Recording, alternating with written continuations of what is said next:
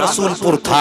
इसी जमीन पर आपके वालिद किराम ने एक छप्पर डाला था, एक झोपड़ी डाली थी। अल्लाह अकबर, आप पैदा हुए, यतीम हो गए और यतीम 9 महीने आप माँ की गोद में रहे।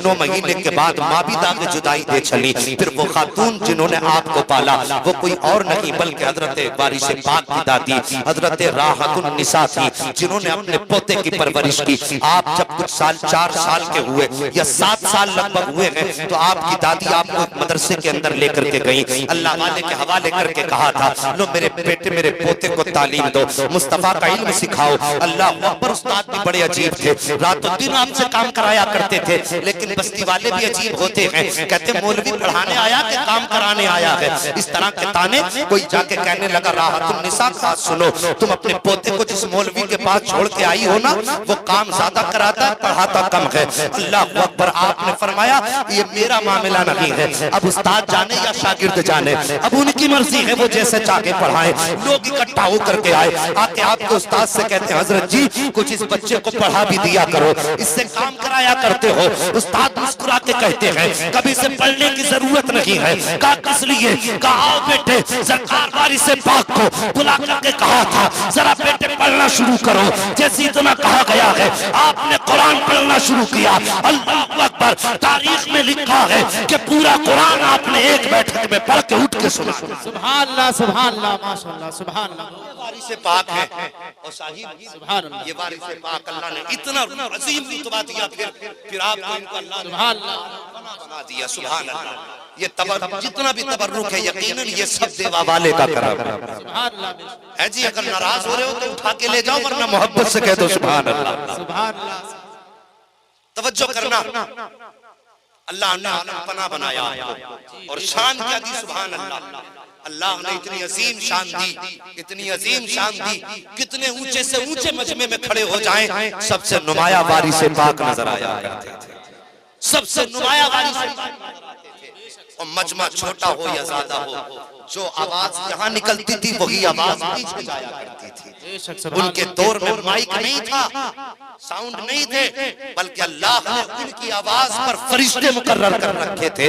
उनका उसूल था अल्लाह पर आलम पनाह बनाया। 14 साल की उम्र से आपने एहराम शरीफ बांधा। 14 साल की उम्र से एहराम कोई 3 दिन के लिए बांधता है, कोई 4 दिन के लिए बांधता है, लेकिन कुर्बान जाऊं वारिस देवा के एहराम की एहतियात इतनी है कि बाल नहीं टूटना है, चू नहीं लगनी मरनी है। अगर आपने हालत एहराम में कोई बाल तोड़ दिया तो कुर्बानी देनी पड़ेगी। हालत एहराम में आपने अगर कोई चू मार दी तो आपको कुर्बानी देनी पड़ेगी। वो कितना मोहताज रहा होगा जिसने 14 साल की उम्र में एहराम बांधा होगा, आखिरी सांस तक एहराम को उतरने ना दिया होगा। जमाने को बताया था, वो अम्न का पैगाम देने वालों, हम देने वाले तुम्हारे जैसे नहीं होते बल्कि हमारे जैसे मुस्तफा के गुलाम हुआ। नारे तकबीर, नारे रिसालत। तवज्जो है जी, जरा बोल दो सुभान अल्लाह। और अगली बात पेश कर दूं, लोग कहते हैं इतना उम्र, इतनी उम्र तक एहराम, अल्लाह अकबर, उसने एहराम बांधा था जब काबे का तवाफ किया था, लोग इकट्ठे होके आए थे। तवज्जो करना जरा, हर ईमान वाला बोले और हर वारिस पाक वाला बोले। जिसे हसद में उठ के चला जाए, जिसे जन्नत में डूब के मर जाए, बहुत बड़ी बात करने लगा हो। किसी ने कहा था वारिस पाक इतना तो बताइए, एहराम या तो 3 दिन बांधा जाता है या 4 दिन बांधा जाता है, आपने जब से बांधा है उतारा क्यों नहीं है? अल्लाह पर कुर्बान जाऊं अपने वारिस के शान के। मुस्कुरा के कहते हैं एहराम का मतलब ये है कि जब तक एहराम में, जब तक काबा देखो तब तक एहराम में रहो, जब तक काबा देखते रहो तब तक एहराम में रहो, जब काबे से जुदा हो जाओ तब एहराम उतारो। आप फरमाते हैं मैं एहराम कैसे उतार देता? 14 साल की उम्र से जब से काबा देखा है आज तक नजरों में काबा यूं ही जमा रहता। फरमाते आज तक सुभान अल्लाह, सुभान अल्लाह। नारे तकबीर, नारे तकबीर, नारे रिसालत। जश्न वारिस पाक कॉन्फ्रेंस, जश्न वारिस पाक कॉन्फ्रेंस, फैजान आला हजरत। नारे तकबीर, नारे रिसालत, फैजान वारिस पाक। सुभान अल्लाह करो प्यारे। फरमाते जब से काबा देखा है आज तक काबा मेरी नजरों से हटा ही नहीं है। फरमाते जमीन कोई भी हो तवाफ हरदम काबे का होता है। अल्लाह अकबर। इसलिए मेरे वारिस सुभान अल्लाह, सुभान अल्लाह। और आखिरी बात, किसी ने कहा हुजूर ये पीला कपड़ा आप पहनते हो, ये पीला ही क्यों पहनते हो? जी जी बेशक। मैं कोई अपने घर की बात नहीं करता, डायरेक्ट वारिस पाक की बात करता हूँ। तवज्जो कीजिए, है ना तवज्जो? जरा बोल दो सुभान अल्लाह। सुभान अल्लाह, आखिरी बात है यार, मैंने आपके हाथ नहीं उठवाए तो इसका मतलब ये कि आप कोई वैल्यू ही नहीं समझ रहे। मत समझो मेरी वैल्यू, बस हम वैल्यू क्या दिखाएंगे, हम तो इनके मंगते बन के आए हैं। जी बेशक। जरा सारे बोल दो ना सुभान अल्लाह। अल्लाह सलामत रखे आपको। आखिरी बात, किसी ने कहा था सरकार ये पीला कपड़ा क्यों? आपने कोई जवाब नहीं दिया। फिर कहा हुजूर एहराम में आपने पीला कपड़ा क्यों पहना? कहा आपने फरमाया क्यों? तो वो कहने लगे हुजूर बात ये है कि पीला कपड़ा ये निशानी होता है बीमारी की। तवज्जो कीजिए, तवज्जो है ना सारे लोगों की? भाई लंगर तो ये आप ही को मिलना है इंशाल्लाह, लंगर आप ही को मिलेगा। जरा बोल दो सुभान अल्लाह। हुजूर ये पीला कपड़ा क्यों?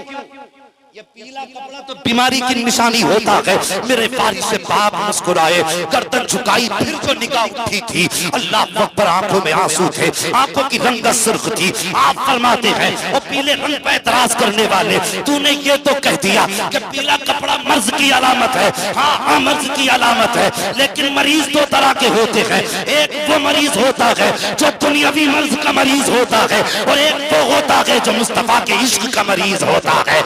इसको दुनिया का मर्ज नहीं है, बल्कि सीना चीर के देखोगे तो दोनों पहलुओं पर एक तरफ खुदा के इश्क की बीमारी होगी तो दूसरी तरफ मुस्तफा के इश्क का मरीज। सुभान अल्लाह, सुभान अल्लाह। बहुत तवज्जो है जी। बस ये मेरे वारिस पाक है। अल्लाह ताला हम सबको वारिस पाक के फैजान से माला माल फरमाए। रब फरमाता है ईमान वालों अल्लाह से डरो और सच्चों के साथ हो जाओ। इबादत का डरने का मतलब है अल्लाह की इबादत करते रहो, रोजा नमाज की पाबंदी करो, लोगों के दिल न दुखाओ, हर एक के दिल में खुशी पैदा करो। अल्लाह अकबर। अगर तुमने किसी भी बंदे का टूटा दिल जोड़ दिया तो नतीजा कुछ भी हो, कब्र में पहुंचोगे तो उधर मुस्तफा मुस्कुराएंगे, उधर रब की रहमतें बरसने लग जाएंगी। मेहरबानी करना है, किसी का दिल नहीं तोड़ना है। उसके बाद फरमाया गया वकुनू माअ सादिकीन, जब अच्छे काम करने लगो तो फिर अल्लाह वालों का दामन थाम लो। अल्लाह वालों का दामन थामोगे इंशाअल्लाह उल अजीज कब्र तक ईमान सलामत जाएगा, कब्र तक ईमान सलामत जाएगा। ईमान वालों अल्लाह से डरो और सच्चों के साथ हो जाओ। जो हुए अगलात उनको माफ फरमाए रब कायनात। जिंदगी ने दिया साथ तो फिर होगी मुलाकात, चमन रहा तो फूल खिलेंगे, जिंदगी रही तो फिर मिलेंगे। मुसाफिर हैं हम भी, मुसाफिर हो तुम भी, किसी मोड़ पर फिर मुलाकात होगी। फकीरान आए सदा कर चले, सदा खुश रहो ये दुआ कर चले। सारे लोग कलमा शरीफ पढ़ लीजिए, ला इलाहा इल्लल्लाहु मुहम्मदुर रसूलुल्लाह व मा अलैना इल्लल बलाग। अस्सलामु अलैकुम व रहमतुल्लाहि व बरकातहू।